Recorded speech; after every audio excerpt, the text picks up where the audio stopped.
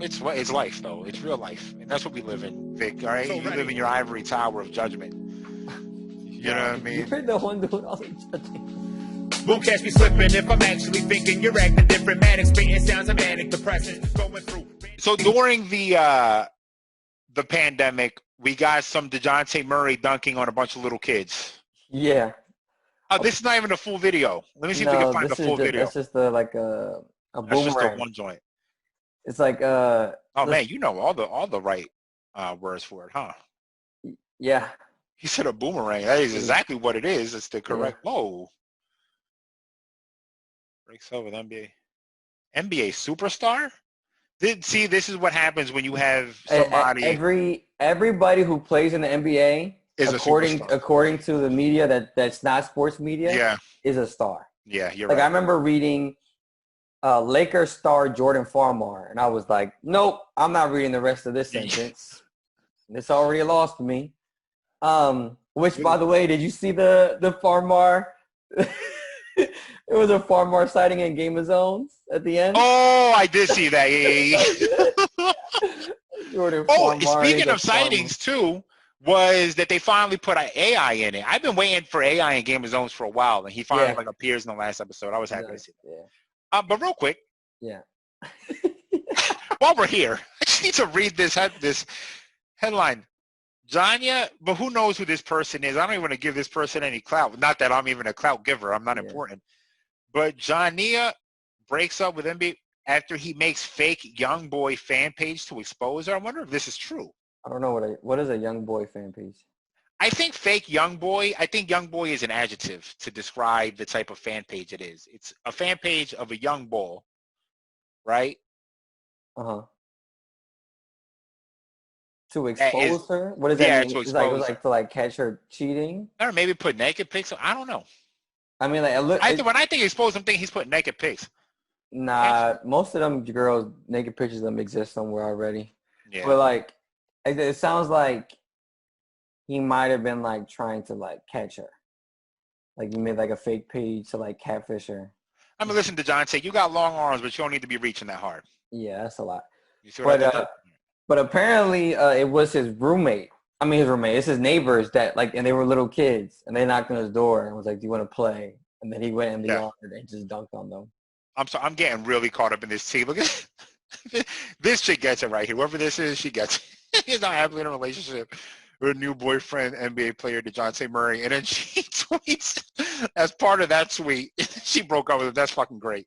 Anyway, here it is. No, that's the same thing we got. Yeah, here it is. Is this the full thing? Nope. No. That's the boomerang. Here it is. Oh no.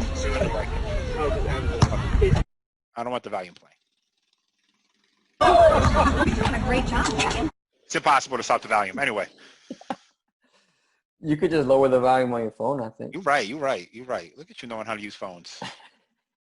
He's hot about his party. That didn't work out well. No, that didn't work. All right, yeah. But, yeah, he just dunks on him the whole time.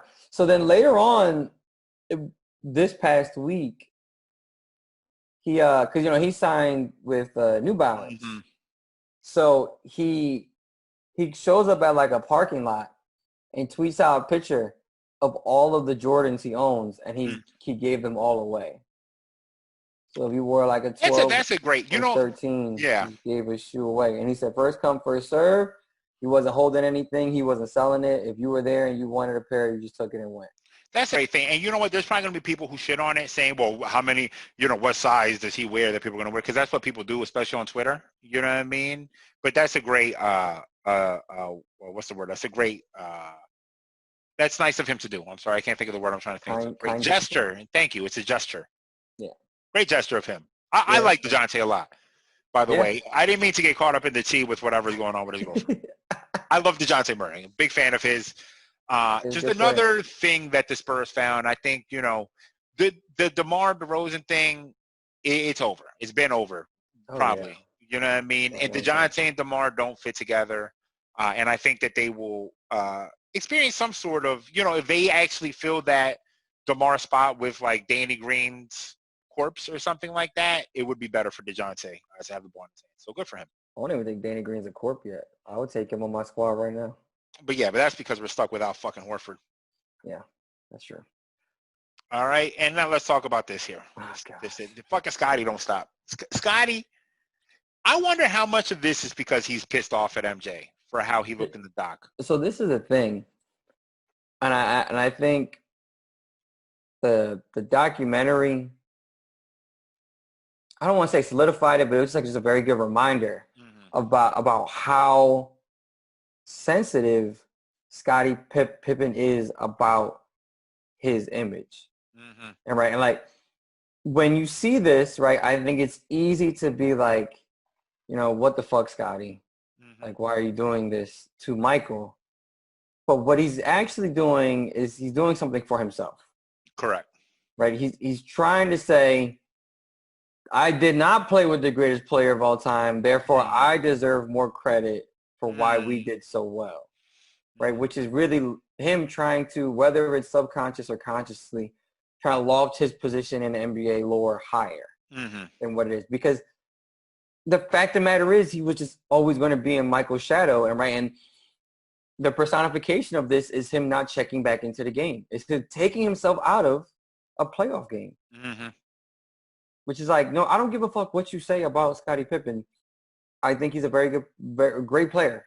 In fact, I love his game, but he's not ever going to, like, a lot of his greatness was because of Michael Jordan, and it's okay to say that. A lot of other players' greatness is because of they play with very good players. But like, he just has that chip on his shoulder that he can't acknowledge yet. He hasn't come to terms with that Michael being the greatest doesn't mean that he's any less great. Correct. And that was kind of the problem of the whole Bulls team and why eventually is going to employ. That's the problem with every team eventually. When you start winning, there's not enough credit for everybody. Yeah, and I think the percentage of fans that understand what you just said is a lot smaller than the general public who would minimize his role. But they don't, like, they matter, but they don't matter that much because the people who know don't drop your rank any lower. You know what I mean? You don't have to go out here and say these things, Scottie. You know what I mean? But that's the thing is the people who know is the vast minority. And he's getting tweeted at. He's getting reminded. Yeah. I mean, if I was listening to the Jack McMullen podcast, the Dream Team one, and he said he gave an exact number, and I don't remember it, but I was like, what the fuck? Like I couldn't realize could be that high. He wrote like thousands of, or like over 1,000 pieces about the Bulls in some manner, and none of them were centered around Scottie Pippen. Over 1,000, right? And it's like, it's crazy to think that, but then like you just did that, you're like, oh, but it makes sense because Michael was bigger than life. Yeah. Right? So then you have Scottie, who just is never going to be able to probably, I hope he does soon or eventually, but he's probably never going to be able to let go of that resentment. Yeah, he'll never reconcile that.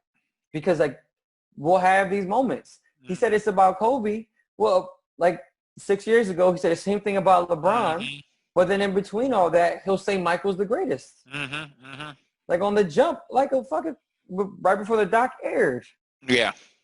It's like, well, what is it, man? Like, and then like other people who don't really know them, but like have sort of, by them I mean Michael and Scottie. Some other sports writers have like theorized that this is like Scottie's way of like hurting Michael's feelings, like kind of like getting back at him. Yeah. But and maybe that might be the case, but I honestly do think though more than anything else, it's just the resentment he has towards Michael. Yeah, I think you're right. I mean, we talked about this ad nauseum. You know what I mean, Scottie? You don't have to do this. Stop embarrassing yourself.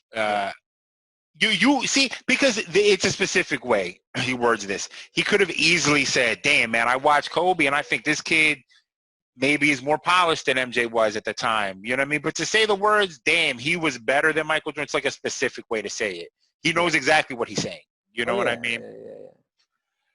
Scottie, he just wants a little bit more attention too. Yeah. Right, and it might not even just be. I mean, it's definitely resentment.